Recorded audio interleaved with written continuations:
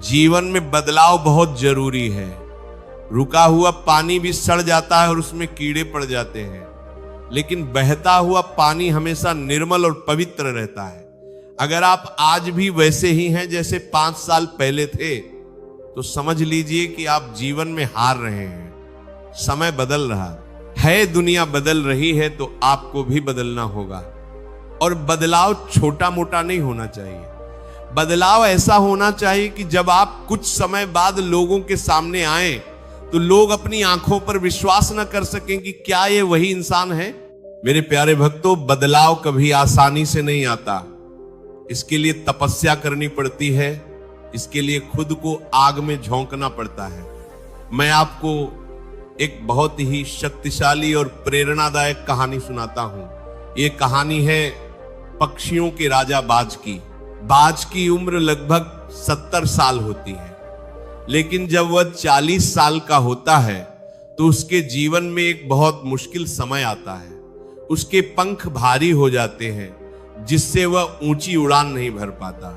उसके पंजे मुड़ जाते हैं, जिससे वह शिकार नहीं पकड़ पाता। और उसकी चोंच आगे से मुड़ जाती है, जिससे वह खाना नहीं खा पाता। अब उस बाज के पास केवल 2 ही रास्ते बचते हैं। पहला रास्ता यह है कि वे हार मान ले और भूख से तड़प तड़प कर मर जाए, या गिद्धों की तरह सड़ा गला मांस खाकर जी। और दूसरा रास्ता यह है कि वह एक बहुत ही दर्दनाक प्रक्रिया से गुजरे और खुद का पुनर्जन्म करे।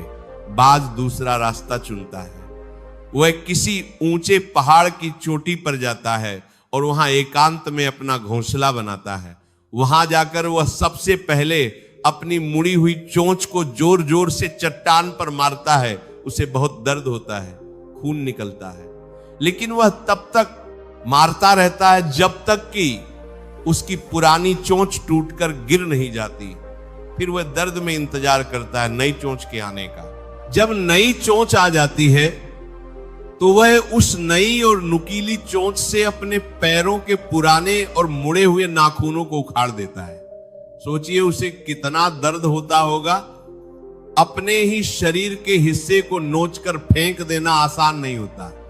जब नए नाखून आ जाते हैं तो वह अपनी चोंच और नाखूनों से अपने भारी हो चुके एक एक पंख को नोचकर शरीर से अलग कर देता है। वह लहूलुहान हो जाता है। वह कई महीनों तक उस पहाड़ पर भूखा प्यासा दर्द सहता हुआ पड़ा रहता है। यह प्रक्रिया लगभग 5 महीने चलती है। 5 महीने की उस घोर तपस्या और दर्द के बाद जब उस बाज के नए पंख आते हैं, नई चोंच आती है और नए पंजे आते हैं, तो वो फिर से आसमान में उड़ान भरता है। ये उसका पुनर्जन्म होता है। और उसके बाद वह अगले 30 साल तक फिर से राजा बनकर जीता है। अगर वह उस दर्द से डर जाता तो वह 40 साल में ही मर जाता, लेकिन उसने खुद को बदला, दर्द सहा और अपनी जिंदगी बदल ली।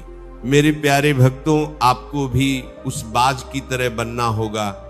आज आप जिस स्थिति में हैं वह आपकी पुरानी आदतें हैं, आपके पुराने विचार हैं और आपकी कमजोरियां हैं।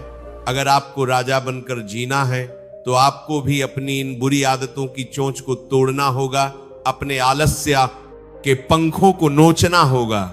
यह आसान नहीं होगा, इसमें दर्द होगा। आपका मन करेगा कि सब छोड़ दूं, लेकिन जो इस दर्द को हलेगा वही निखर कर आएगा। खुद को बदलने का सबसे पहला नियम है गायब हो जाओ। जी हां, कुछ समय के लिए दुनिया की नजरों से दूर हो जाओ।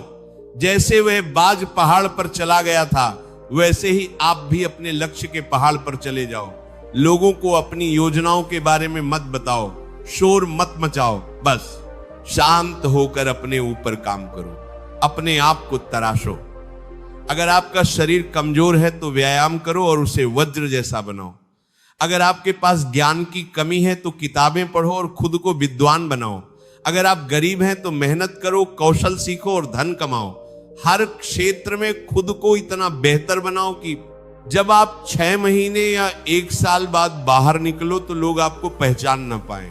श्री कृष्ण भगवद गीता में कहते हैं कि उद्धरेदात्मनात्मानम, यानी मनुष्य को चाहिए कि वह अपने द्वारा ही अपना उद्धार करे, कोई दूसरा आपको बदलने नहीं आएगा। भगवान भी उसी की मदद करते हैं जो अपनी मदद खुद करता है। आपको खुद ही अपना शिल्पकार बनना होगा, अपने ऊपर छेनी और हथौड़ी चलानी होगी। अक्सर लोग कहते हैं कि लोग हमें ताने मारते हैं। याद रखना, ताने भी उसी को मारे जाते हैं जिसमें कोई बात होती है। लोगों की बातों को दिल पर मत लो, बल्कि उन बातों को ईंधन बना लो। जब कोई कहे कि तुम कुछ नहीं कर सकते तो उसे जवाब मत दो, बस मन में एक मुस्कान लाओ और सोचो कि अभी तुम्हें पता नहीं है कि मैं क्या बनने वाला हूं। खुद को बदलने का मतलब सिर्फ बाहरी बदलाव नहीं है, असली बदलाव तो भीतर का है। अपने स्वभाव को बदलो। अगर आपको बहुत गुस्सा आता है तो शांत रहना सीखो। अगर आप बहुत बोलते हैं तो मौन रहना सीखो। अगर आप दूसरों की बुराई करते हैं तो दूसरों की तारीफ करना सीखो। जब आपका स्वभाव बदलेगा तो आपके चेहरे का तेज अपने आप बढ़ जाएगा। एक बात याद रखना, जब आप खुद को बदलने की प्रक्रिया में होंगे तो आप अकेले पड़ जाएंगे।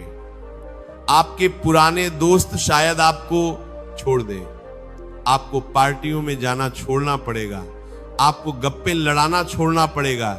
ये अकेलापन आपको डराएगा, लेकिन घबराना मत। ये वही समय है जब आप कोयले से हीरा बन रहे हैं। हीरा बनने के लिए अत्यधिक दबाव और ताप सहना पड़ता है। अपने आप से एक सवाल पूछो, क्या मैं ऐसी ही साधारण जिंदगी जीकर मरना चाहता हूं? क्या मैं चाहता हूं कि लोग मुझे एक बेचारे इंसान के रूप में याद रखें? अगर आपका जवाब नहीं है तो आज ही इसी वक्त कसम खाओ कि मैं खुद को बदल डालूंगा, मैं अपनी एक नई पहचान बनाऊंगा। चंद्रगुप्त मौर्य एक साधारण बालक था, लेकिन चाणक्य ने उसे तराशा और उसने खुद को इतना बदला कि वो अखंड भारत का सम्राट बन गया। एकलव्य को गुरु द्रोण ने शिक्षा देने से मना कर दिया था, लेकिन उसने हार नहीं मानी। उसने जंगल में रहकर खुद को इतना बदला, इतना अभ्यास किया कि वह अर्जुन से भी बड़ा धनुर्धर बन गया। इतिहास गवाह है कि जिसने भी खुद पर काम किया है उसने दुनिया पर राज किया है। जब आप खुद को बदल लेंगे तो जो लोग आज आपका फोन नहीं उठाते, कल वे ही लोग आपसे मिलने के लिए अपॉइंटमेंट लेंगे। जो लोग आज आपको देखकर रास्ता बदल लेते, कल वे ही लोग सबको बताएंगे कि मैं इसे जानता हूं। यही बदलाव की ताकत है। लेकिन एक सावधानी रखना, जब आप बदल जाएं, जब आप सफल हो जाएं तो घमंड मत करना। बाज आसमान में उड़ता है लेकिन उसकी नजर जमीन पर रहती है। आप भी कितनी भी ऊंचाई पर पहुंच जाएं, अपने पैर जमीन पर रखना, अपनी जड़ों को मत भूलना, क्योंकि अहंकारी इंसान का पतन बहुत जल्दी होता है। रावण ने भी खुद को बहुत शक्तिशाली बना लिया था, लेकिन अपने अहंकार को नहीं बदल पाया, इसलिए मारा गया। भक्तों, यह जीवन एक खेल का मैदान है। यहां या तो आप खिलाड़ी बन जाओ या फिर खिलौना। अगर आप खुद को नहीं बदलोगे तो दुनिया आपको खिलौना बनाकर खेलेगी और तोड़ देगी। लेकिन अगर आप खुद को बदल लोगे तो आप खिलाड़ी बनोगे और खेल को जीत लोगे। आज से एक डायरी बनाओ, उसमें लिखो कि तुम्हारे अंदर क्या क्या कमियां हैं और हर रोज एक कमी को दूर करने का प्रयास करो। ये एक दिन में नहीं होगा, इसमें समय लगेगा, लेकिन अगर आप रोज एक कदम भी चलेंगे तो एक दिन पहाड़ की चोटी पर जरूर पहुंचेंगे। लोग हैरान तब होते हैं जब वे आप में वह देखते हैं जिसकी उन्होंने उम्मीद नहीं की थी।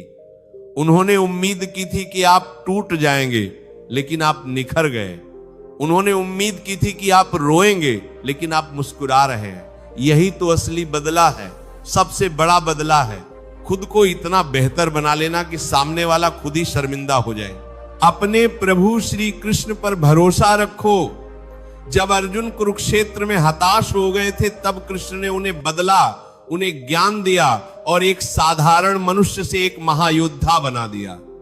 आप भी अपनी डोर उस सामरिया के हाथ में सौंप दो, वह तुम्हें ऐसा बदल देगा कि तुम खुद को नहीं पहचान पाओगे।